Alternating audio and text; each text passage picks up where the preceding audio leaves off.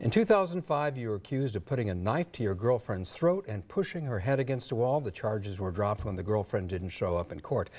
According to the police report, the woman had mild scars on her neck from the knife wound and also mild scars on her hands from protecting herself when you were swinging the knife at her, and a bump on the back of her head caused when you pushed her against the wall.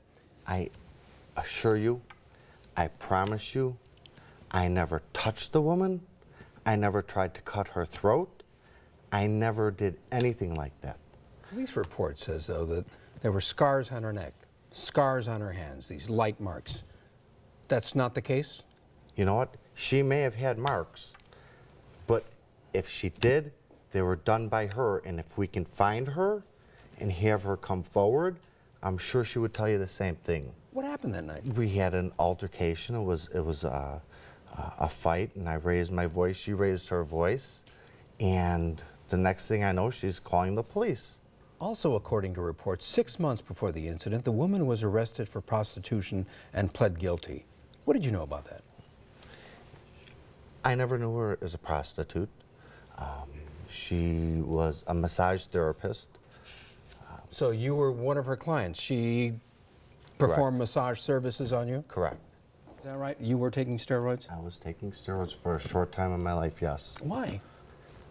You know what? It was all at the same time. It was a bad time in my life. You know, I was trying to put muscle on. It was a bad decision. In June of 2005, you sought an order of protection against Scott Lee Cohen. Filings, you say that on May 9, 2005, after having confessed to several affairs he tried to have sex with me, and despite my refusals, he tried to force himself on me until I pushed him away and emphatically told him no. In fact, I had been having family members, including my mom and sister, stay with me for the past several weeks because I'm afraid to be home alone with him. Do you stand behind that statement now?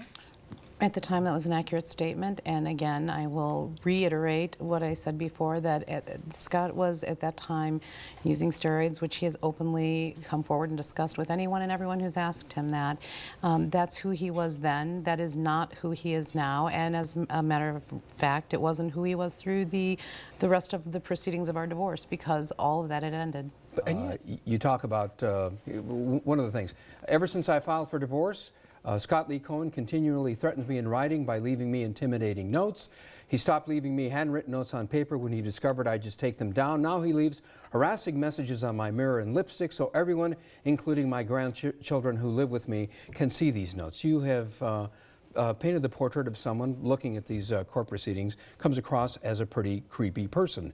Why are you here now? Well, the reason that I'm here is Scott fought hard and long and put his heart and soul into running for the position that he's been elected to, and I'm here to support him if I can, and that's the reason I'm here. Is he supposed to pay you alimony?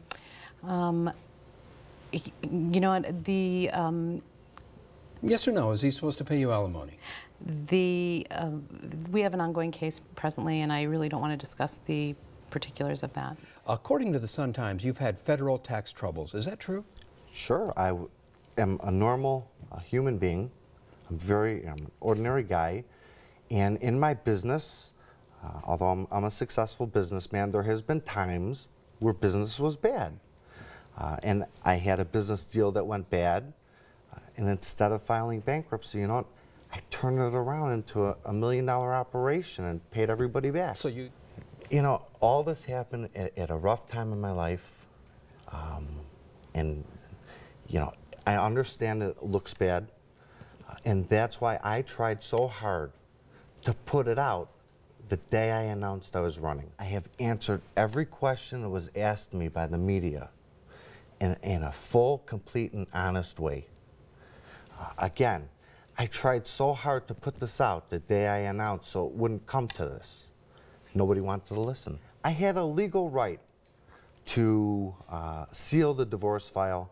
I had a legal right to squash the arrest record because I was never convicted of anything.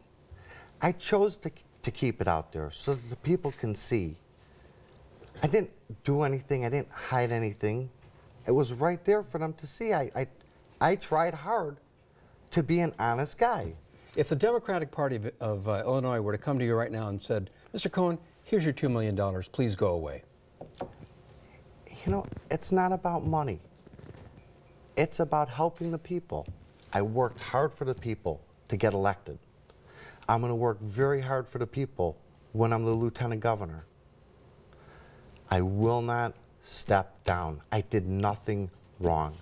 If the people of Illinois decided they don't want me as their lieutenant governor, I would consider it at that point. How could that happen, though?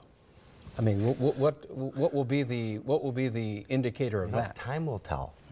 Time will tell.